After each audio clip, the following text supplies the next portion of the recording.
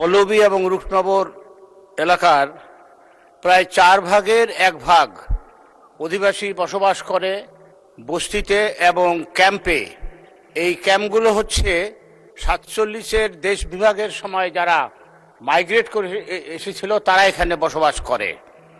এই জনগোষ্ঠী সুশিক্ষা এবং নাগরিক সুবিধা বঞ্চিত, যার ফলে তারা সহজেই সমাজের অন্ধকার গলিতে প্রবেশ করতে পারে।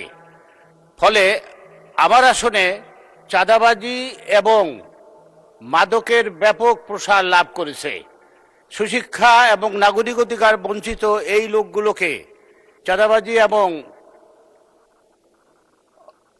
মাদক থেকে বিরত রাখার জন্য আমি মাননীয় স্বরাষ্ট্রমন্ত্রীর দৃষ্টি আকর্ষণ করছি। এখানে প্রসঙ্গক্রমে আরো বলতে হয় যে এই ক্যাম্পগুলোতে অতীতে বিভিন্ন ধরনের সাহায্য সহযোগিতা যেত, যেগুলোর উপরে তাদের জীবনযাত্রা অনেকটা নির্ভরশীল ছিল। কিছু শিক্ষা প্রতিষ্ঠান ছিল, সেই শিক্ষা প্রতিষ্ঠানগুলো এখন পৃষ্ঠপোষকতার অভাবে বন্ধ হয়ে আছে। এ ব্যাপারে আমি সংশ্লিষ্ট মন্ত্রণালয়ের দৃষ্টি আকর্ষণ করছি মাননীয় স্পিকার মহোদয় আপনার মাধ্যমে।